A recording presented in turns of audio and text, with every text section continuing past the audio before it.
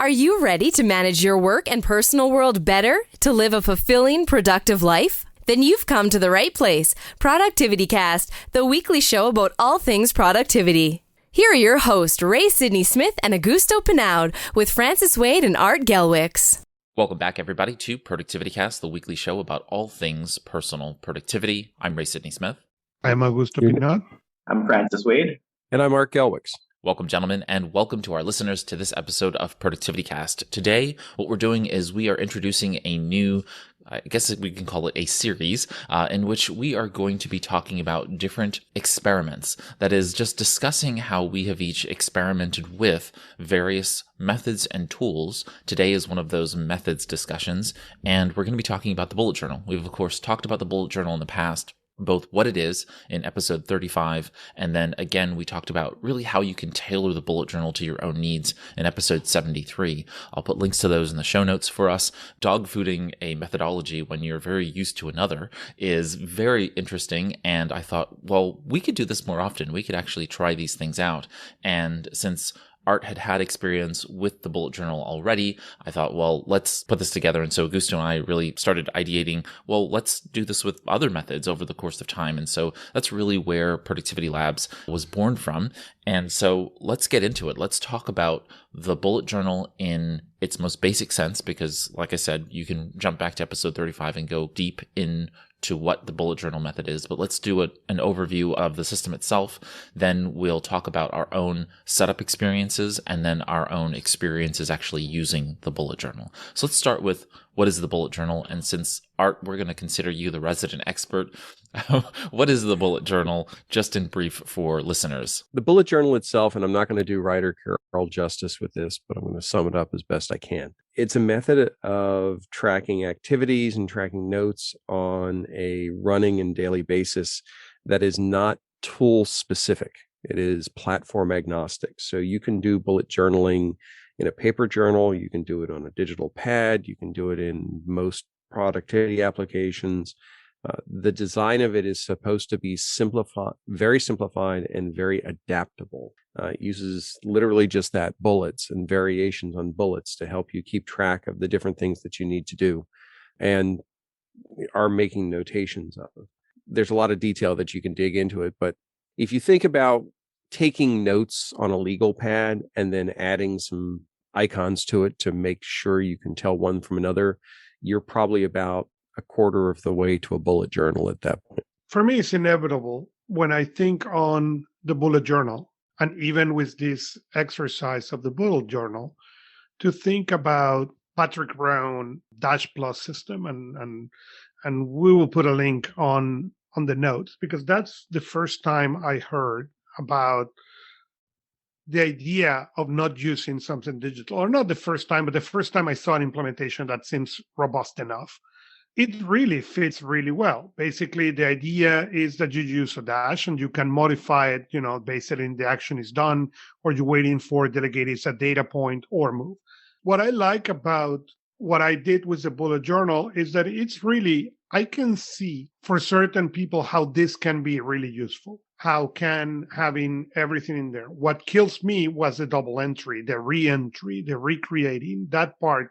I did not see a benefit on the cost benefit part of that in doing all that re-entry. So even that my test was digital, and even that my test supposed to work really well on the way I did it, I saw benefits. And I see a person who loves paper, on which brain works in a paper-like base way, can see a lot of benefits out of this. My concern was, if doing this, you will skip the step of processing those notes, because that's what I found on mine. That now that I can index, then I don't need to process those notes. That was a danger, because there were things into that system that never made it out of that, just because I knew where to find it on the index of that. You're bringing up probably one of the biggest weaknesses I consider in the system. It is not automation friendly.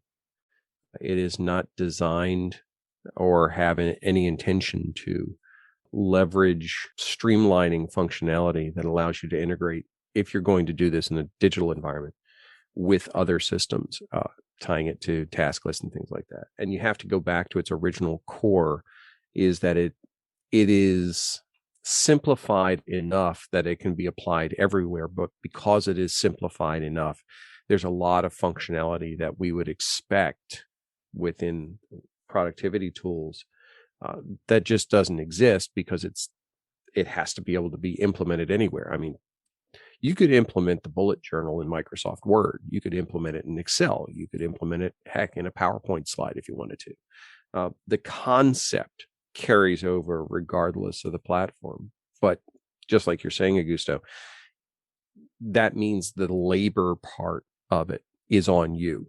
It's not on the tool that you're utilizing to manage that. I see that a lot, and I'll talk about the platform I've worked with it in, but there's a couple of different ways that it's commonly implemented on my platform, and they all struggle from that same problem, is that lack of integrity when it comes to automation and streamlining functionality. And you have to resign yourself to the fact that you're going to be the one that cranks the widgets on this. You're going to be turning that handle, not some other system, or not some other tool, rather. Well, and that brought my second shortcoming is how much this is scalable. I pick it for a particular project, not for my whole system. But even on this particular project, and it happened to work great. The project started on March 1st, so it was a great way to do the tests, to collect the information, to have all in one place. Even as the project is progressing and the complexity and the pieces on the project has been adding, there has been more times that I've been feeling that it's slowing down the process instead of allowing me. And it may be a part of automation. It may be a part of, I don't know exactly, but it felt multiple times that it was clear to me in week 3 that this tool will not even be sufficient for this project, even that is not really a complex one. It has a lot of input and a lot of parts, but it wasn't a complex one, and it was choking by week 3. Yeah, it's not a high velocity system. It's not, don't kid yourself if you think you're going to do high velocity work through this kind of a system, because it's not designed for that. I wouldn't try and run a corporate project using a bullet journal. I, however, would probably maintain all of my own notes about that project using a bullet journal structure. And emulate a lot of that functionality, because I have found that it is scalable at the individual level. It can go up, and you can handle personal and professional within the same system and build it up. The one thing I have discovered, though, is you have to commit yourself to just using the system. You have to commit yourself to using your bullet journal and making it your trusted tool. If you're trying to integrate it in with other things like a task manager or a project manager or something else, that's just going to increase your workload. And there are aspects of the bullet journal process, such as the table of contents and the indexing, and that lend themselves to digital platforms, but still doesn't replace the work that you need to do to maintain that thinking system. I don't want to sound like I'm criticizing it, though, because it's no more complicated. It's actually far less complicated than systems like Zettelkasten and that sort, where you'll spend an exorbitant amount of time thinking the system rather than just thinking the content going into it. Bullet journaling, you really don't have that effort. You can go through and run a bullet journal with very little thought. But you're right. You start to run into those challenges of cross-reference, of historical archiving, identification of content over a period of time, or related content. Those are all challenges based on this. But again, it's not really built for that. It's built for an individual to maintain what they have going on rather than trying to run something significantly larger. Yeah, I should probably know that I'm not a bullet journal user and I haven't tried it. And at the same time, I'm looking to see what benefits there are that would translate into the digital world. Because so far my understanding is that, and I could be very wrong, makes me the devil's advocate today, that the system is a solution for people who use paper. So its structure is designed to assist someone who really wants to use paper and stay in that world. I don't use paper at all after losing some important journal once. I swore never to go back to using paper for that reason. So I'm looking for what benefits there are, what features I can replicate over the digital world. So that's kind of where I'm coming from, listening to see what I can use. That's a great segue to our next portion of the show, which is talking about really setting up the bullet journal in the ways in which we all have to date. And so I'll just go very, very briefly and say that for my purposes, I actually set it up in Evernote. And what I wanted to do was utilize the bullet journal in a complete digital environment using as close to only Evernote as possible. So I decided, well, Evernote has sketch notes, formerly known as ink notes in other areas of the tool. It also has the application penultimate. And so I just decided to implement it completely inside of Evernote. And so doing that, I utilized just pages of sketch notes inserted into various notes within the Evernote notes that are inside of a notebook. And, volume 1 contains everything. And in essence, being able to pin the various logs so that you're capable of accessing those logs very quickly. And instead of page numbering, we're in essence just copying internal note links in the various notes to jump to various pages. So that solved for the page numbering concern that one would have in a digital environment. I also did still number all of my pages just to keep the index appropriately kind of organized, to keep true to kind of Ryder Carroll's perspective there. And so you both had the indexed, which allowed you to be able to, say if you had a very long note, you would be able to still scroll through the note and quickly find something because of the index. But the reality was that if you have any note, your note would have internal note links from the index to the note in question. So you could jump to any of those pieces without really much difficulty, which is a concern that you would have in a paper-based system. And that's it. That was the complicated setup. Obviously, I showed it in the masterclass. I can't show it here for folks who are listening, but that was the end all be all, which was I wanted to be able to show that Evernote could manifest a bullet journal system in it using handwriting technology. And quite honestly, it worked out pretty well. I mean, again, bullet journal's not the system for me, but I can see how someone who utilizes a digital environment and wants to keep everything digital notwithstanding, but likes handwriting like I do. I enjoy taking notes by hand. I really do. It's just not as efficient all the time in every environment. So I take handwritten notes using usually the Rocketbook notebook, but now I can see myself doing a little bit more of that using Evernote notes and using the sketchnote functionality far more often than I would otherwise now that I've done this experiment. So I'm glad that I did it, although I won't be sticking with the bullet journal for my system. So I did mine on GoodNotes, and there were two things, and one of them I will discuss later more in detail. But the first thing as I said, I noticed is I begin not processing the notes because I could index easily. And GoodNotes allows you to hyperlink. So even if you move the page, the index will get fixed. It will build the index for you automatically. So if you like that idea of the digital bullet journal to really between in the iPad with GoodNotes, it's really an ideal situation because you can index. The index will be built automatically for you. If you decide to move things around, the index will automatically update, and you can add different kind of pages, notes, PDF, and everything you can think in between. That made, for a person who enjoyed that, really, really incredibly useful. What I learned is I don't like notes that much, but I love doodling during meetings.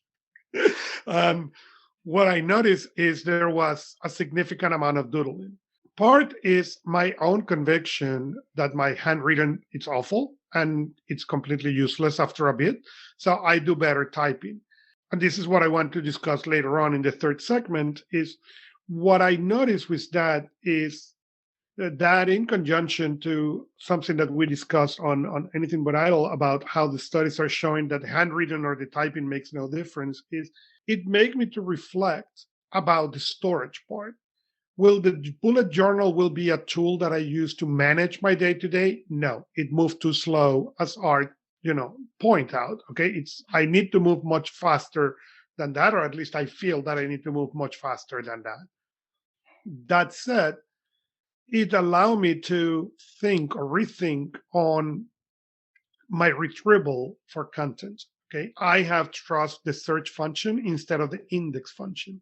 And what I learned during this project on the bullet journal is the index allows me to see much faster than going to the 20 pages or the 20 notes. Okay. Notes for the iPad or the iOS have improved significantly, where I can have now handwritten and attachments and stuff.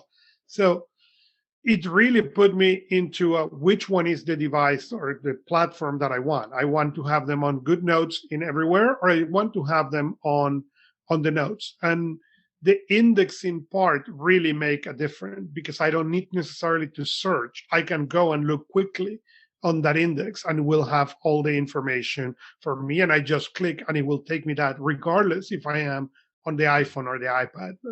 So that was really an important thing. Again, my biggest concern is use it for unprocessed notes. That will not work for me. But if I can process the notes and now I'm really doing it as a file cabinet, I think it could be something that may come to my system in some way or form. Yeah, for me, I used OneNote, and I would say that of all the tools I've used it, I've done bullet journaling on a couple other tools. I would say that OneNote is probably the best tool for bullet journaling. If you're trying it, if you want to try it from a digital standpoint, because it really lends itself to either a text-based or a digital ink-based, or integrating the two together. I use it all the time. It has the ability to do custom tagging, which is a visual tag mechanism that allows you to include icons with your tags, which lends itself again to the bullet journal approach and the color coding. Plus, it allows you to go back and do things that you can't do with bullet journaling, such as look for everything that is a particular type of tag. So if you've identified something as maybe a chore on your bullet journal listing, you can pull back a listing of all the chores over across multiple pages.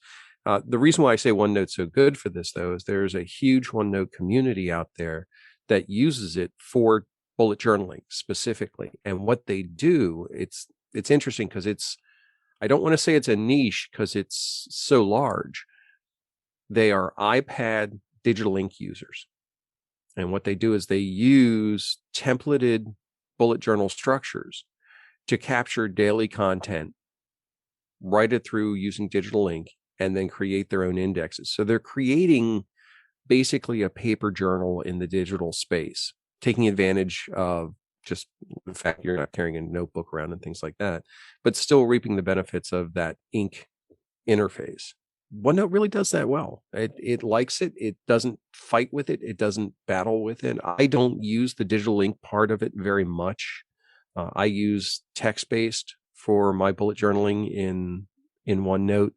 And the fact that I can create, similar to what you were talking about, Augusto, creating cross links between pages, makes that normal access to information that's in bullet journaling much easier. It gives me a lot more flexibility to be able to pull that content back. But the setup is very simple. You start with a page. Start with a blank page and just start capturing your things down. And then the next day you do another one. Next day you do another one. You have a table of contents page and you just link to that page accordingly. And you go and you create your connections in your index page. So if you really wanted to get started with bullet journaling in OneNote, it would take maybe 20 minutes to get set up. The trick is sticking with it and using it consistently. Yeah, I found the whole experience of setting up the bullet journal to be, it was different the first few times, because I thought to myself, and plus I was setting up for purposes of showing other people. So every time I did it, I learned a little bit more about the way in which you would optimally set up the bullet journal in a system, and the instructional content that's out there about the bullet journal, I think tends to go very deeply into other people's views on productivity. And of course, I tried to stick to Ryder Carroll's views, both that he illustrates on his website, but also that he wrote in the bullet journal method in the book that he wrote about the methodology. As you said, Art, if you're really sticking to what writer Carol talks about, the setup process is actually very, very quick. And the most difficult part, I guess, is in your monthly log and having to write out the days of the of the month, and then the dates of the month, and then the weekdays alongside it. And otherwise, then most of the work is actually in thinking about what you're going to actually do, determining what work is going to be done, and identifying those vital few items you are going to tackle on any given day. And so the goal for us now in this segment is to really talk about what our experiences have been with utilizing the bullet journal. What did you experience? What are things that people should look out for? And how can we help folks really understand the bullet journal method in some way, shape, or form in confluence with our own experiences having utilized it? Based on what I've done with it so far, I encourage people to focus on the journal part more than the bullet part when they're getting started. That's the easiest. That's the way to ease into this as a tool. Use it as a capture mechanism, identifying what you've got going on, what's happened, use it as truly the notebook that it is. Then once you get comfortable with that process, then you can start getting into the planning part of it, utilizing the bullets to really start to organize your information a little bit more. But it's something that you have to give yourself time with. And specifically, you may find there are parts of the bullet journal process that you don't normally utilize, like, for example, cross-referencing. You may just not have a lot of reason to go pull the index and look up everything for a particular topic, but you need to do that. You need to do that periodically just to make sure you're comfortable with it and consistent with it. We have this thing within the productivity space that we fall back on our tools to remind us of what they can do. The bullet journal won't do that. It won't tell you what's possible. It won't tell you how it works. It's just not part of its functionality. So if you're going to start with this on a digital platform, on an analog platform, any place, I would say start with the journal part first. Start it as a post-activity capture and organization, and then ease into the planning parts of it. I even have a client who uses it, but I think one of the things that it took me a while to understand, and I have tried to implement the idea. I like the idea of the bullet journal, but it was not really until this test that I understood what were the obstacles, and one of the obstacles is the speed. And I'm not saying that I move fast, but I like the illusion of moving fast. And I have high input, okay, and processing that high input and organize it and all this really make a choke for me. So I think if you are a much slower pace of input and volume, it is a great tool. And as I said, I have a client who we implement a real estate agent, and to give the specifics that I can, and we implement the bullet journal. And for this person, it works incredibly well because all the checklists are there that he needs, and we create those checklists, and we create, the open things, he create the closest things, and he can move and organize his experience even in paper and have a fantastic record. And every year he starts a new one. That said, again, my experience wasn't as positive as I wish. I think the challenge I'm having is I'm looking for the possibility of any tool that can scale. And as I think of writing and rewriting tasks that get carried over from one week to the other, as you mentioned volume and speed, Augusto. And I think it's a good system for when you're managing a low number of tasks. But as you get up into the hundreds, there just can be no rewriting of hundreds of tasks each week. And it's easy to carry hundreds of tasks and simply manage them using a tool. And if there really are tasks that you do not want to let go of and do not want to just delete from memory and void, then the bullet journal will fast becomes a problem if you're in paper. If you're going digital, that's a different story because no, you could and with a task manager. But on paper, and that's exactly the case. I mean, when you have to make that dividing line, if you want something like this to scale, I'm firmly of the opinion it has to be digital. I can't see any way that it scales on paper. I love my paper just as much as anybody else, but I just don't see it flying on a paper-based solution. Now, that said, we talk about this task management. That's always been a rub for this thing. Specifically, people will say, because they start to look at bullet journaling and they go, okay, so it's supposed to be my calendar. It's supposed to be my notebook. It's supposed to be my activity listing. It's supposed to be my task manager. And well, how do I handle things like, recurring tasks? Well, on paper, which is what this is based on, you don't. There is no recurring task. The notebook's not going to stand there, jump up and down and say, hey, you need to do this today, which is something that we look at our systems and go, well, our system should tell us this. Well, yeah, it's not a thing. However, things like those tasks, you can leverage many of these platforms. Unfortunately, that's one of the things OneNote doesn't do is task management.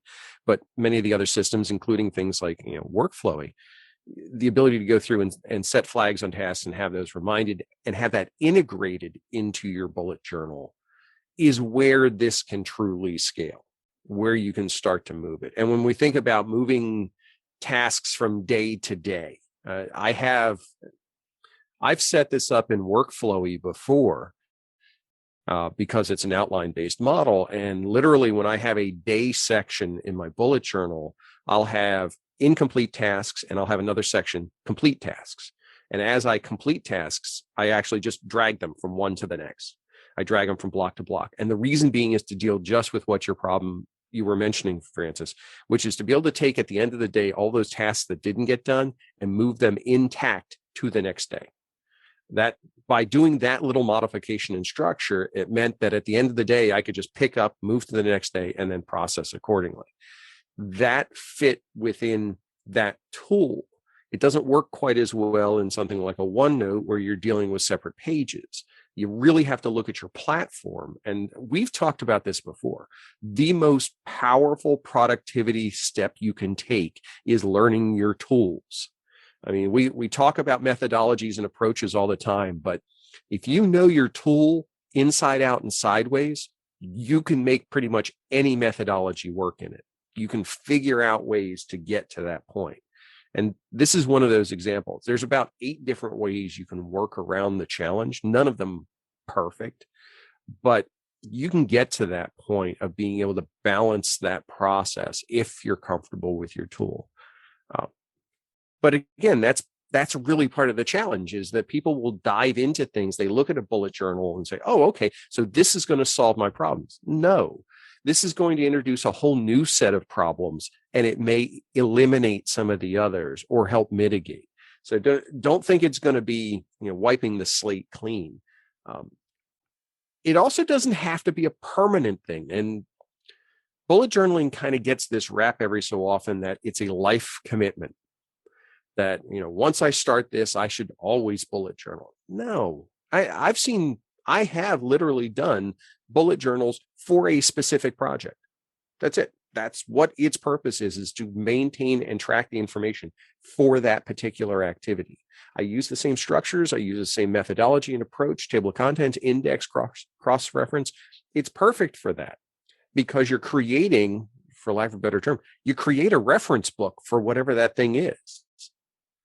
And you have all of that together. I mean, if we think about it, if we think about bullet journaling like a nonfiction book, it's a perfect analogy because you have that table of contents, the reference things for all the material that you put together. You have the index at the back to allow you to jump to that content. That's exactly what we're asking our systems to do so often. If we're managing a project in one of our note-taking systems, we expect it to be able to do that. And here's the funny part is we get lazy about the table of contents and the index part because we go, well, I'll just search. I'll just use search technology and have it give me stuff back.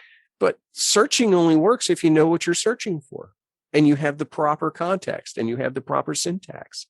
But this type of a structure really can teach you how to organize your thinking and your notes in any other system.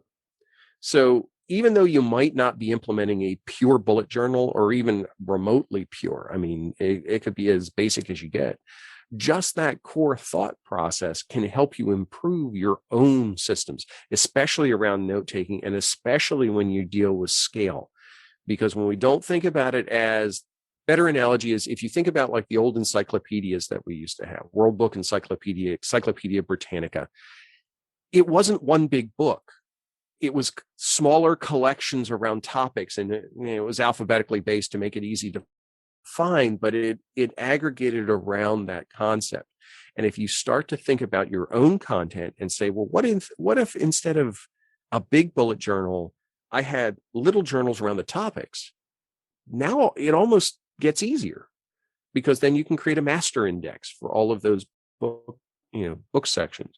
If, like I said, project management, if I'm managing multiple projects, I may have a bullet journal for each project, but I'm going to have a master index that's going to allow me to go through and say, okay, in all of these, how do I look up, where are all the project plans? It's absolutely doable. Is it optimal? Probably not. There's other ways to do it. Somebody will jump up and down. Oh, it should be automated. Yeah. Okay, fine. But it's doable. And that's the thing. That's where this can give you an opportunity to play. And I would say that this is probably the one system that I've seen, especially on the OneNote side, that has the greatest level of personal creativity applied to its implementations. If you ever want to chuckle and see how intimidating this can actually be, go into something like Pinterest and look for bullet journal templates. You're going to find some of the most visually beautiful templates you've ever seen done in the digital space. Layouts, designs, digitally inked. I mean, artisans are actually doing these things and selling them. They look fantastic. And I don't know of any other system that has that. I'll say that from my experience, I am a functional person. I do not have any interest in the visual, artistic creativity part of the bullet journal. My understanding of Ryder Carroll, his whole goal, being a designer, of course, he enjoys the aesthetics, but his implementation looks fairly minimalist in that way. And he even sells a bullet journal notebook. It seems fairly standard business, minimal design aesthetic. The way in which I experienced the bullet journal, to Francis's point about scale of volume of being able to move things, in Evernote, at least, I was able to, because Evernote allows you to be able to select items and move them that you've written, so I could just circle a set of tasks. I can just move those, cut them and then move them elsewhere. That didn't actually slow me down in the sense of, okay, these are things that are undone today and I want to put them on tomorrow, or I want to put them on the monthly log for next month because I plan to do them in some subsequent period. That actually wasn't as difficult. The challenge was that if you were thinking through this methodology, which was that you have to kind of pare down, because if you're handwriting everything, you're forced to filter to those few core things you want to achieve. That's the whole point of you writing and using handwriting. And you can use the technology, of course, to overcome some of that, but then it kind of competes with those issues. So if you're having challenges accomplishing what you would consider important goals, then I would suggest not utilizing the technological trickery, I suppose, that is capable in, say, an Evernote or a OneNote or any other tool like GoodNotes or Notability and whatnot that allows you to really speed up some of these pieces. The whole point of the methodology is to be able to slow down, to be able to think through whether or not that thing is important enough to move to the subsequent week, day, week, month, year, whatever. And so that part of it was actually really interesting for me. I don't have that problem. I don't have that challenge. But I know that if you are experiencing that is something you should keep in mind, is that the speed and efficiency of being able to move tasks from one place to another doesn't mean that the task is supposed to be moved. You may not and should not do that thing in deference to focus. And that is focusing on a better, greater goal. And so I found that part to be quite unique for me, which is that I did have the speed of being able to move, sometimes dozens of tasks at once over, delete the ones that were useless. I even, would sometimes just copy the entire sheet and, the entire sketch note, copy it over to the next day, and then delete the date, retitle the date, delete the ones that I've completed, and then I have basically today's set of tasks to do because they're yesterday's moved over. And that wasn't that much of an issue. I did find the problem to be a little bit more adverse in the Rocketbook notebook. I have one of the Rocketbook Everlast notebooks. Now they're called Core Smart notebooks, I think, is what Staples has made them. But either way, using the Rocketbook notebook, that did force me to do the manual process. So I ran the system through Evernote solely, and then inside the Rocketbook connected to Evernote. And in the manual process of having to, in essence, copy from day to day each of the tasks to the page, it just seemed menial to me. It didn't seem like it benefited me in any way, shape, or form. Because I do a weekly review in the Getting Things Done methodology perspective, I know that every task I put on my list is important. There's no reason for me to have put it on my list to accomplish if it wasn't going to be done and shouldn't have been done. And so those things that are on someday maybe great. But the things that I put onto and into the notebook, I planned to accomplish. For me, I always have a week's worth of tasks allotted in my system. And so it just seemed weird because I had to put, in essence, everything I planned to accomplish and then moving it from day to day. And that was a little bit of a challenge for me, purely because I was used to doing it, used to putting everything that I was going to do there. I think that in a future implementation, I would attempt to try and meter out what I was going to accomplish on any given day. Again, that just seems counterproductive to me. That's not how I operate. I operate based on what is going on in my week and what can I accomplish at any given time based on context. So if I'm able to accomplish these 5 things today, I'm going to go ahead and do that. And there's just a little bit of a breakdown in the way in which the system is structured and in the way in which I actually work. I mean, my work style just doesn't match the way in which you would have a single day with single sets of tasks. It just doesn't fly for me. But either way, the one good part about the Rocketbook is that it can OCR pages. So what I was doing then was, when I felt like it was tripping me up, I would just scan the page using the Rocketbook notebook. It would grab all of the text from the page, and now I would have everything that I wrote down basically in text. So then I could just copy that into my task manager and go from there. And I did actually give up on utilizing the system at points in my experiment because I just had too much work going on and it was slowing me down in that sense. I will say that if you were attempting to implement this in a complete virtual environment with just the Evernote notebook, I think that becomes a very interesting project in and of itself.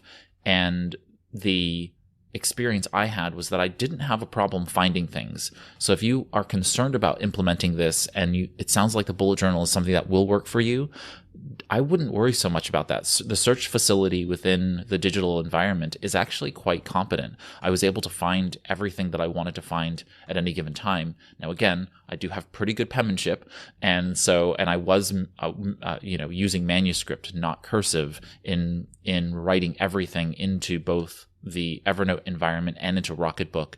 So I wasn't using cursive, so therefore it was able to index and transcribe everything pretty cleanly. If you do have, poor penmanship, or, you were writing in cursive, that might make it a little bit more difficult for the system to be able to search and find those things. So keep that in mind as well. It doesn't pick up shorthand, for example, so I couldn't write in shorthand. And so those are things that just are limitations of OCR technology today. I'm picking up on a benefit of managing tasks by writing and rewriting, is that you're always contending with where you're at and what you want to complete and what you want to move forward as incomplete. In a system like the one I use, a task management system, the completion of a task is not coupled with the system itself. There's no easy way for me to check off a task and have it just have the system know it without logging into the system and telling it that I completed each task, which is onerous. So of course I don't do it. I end up therefore with a task list that has stuff that I've already done, stuff that I now realize I don't need to do, and stuff that I need to do. And now I am now thinking I need to bake in the time each week when I go in and just bring my task management system up to date. But bullet journal takes care of that because you're ongoingly contending with what's in that list. I think the designers of task management systems haven't, so for the ones I know of, haven't thought of that benefit and how to help the user to keep their task management system as up to date as possible. So there's no metric that I've ever seen that measures or gives the user an idea of how applicable, I guess, the tasks that are in their system, how relevant they remain. Whereas in bullet journal, you're always running at 100% relevant because of its structure. I think there's a lesson there for designers. Well, and that's a really important aspect to it, because you are forcing yourself or giving yourself the opportunity to evaluate a task every time you're transcribing it to a new location or you're updating it into the next day. You actually have an opportunity to say, do I even need to transcribe this? Do I still need to do this thing? Is it what it was before? And I think that's one of the downside of many task management systems is task management systems are often where tasks go to die. They get into that system and they just sit there and they get rolled forward. And eventually it's like, the heck is that thing doing in there? I went through my system this weekend and I'm like, I still have a task for that? I don't even have that thing anymore because we don't think about it. But yet, if we are the deciding factor, we are the controlling factor rather than abdicating that to an automation, we maintain that point of contact with all those activities. And we talked about it earlier about the whole idea of velocity. I think it's a bigger topic to discuss. I think many of our tools create a velocity that makes them unmanageable.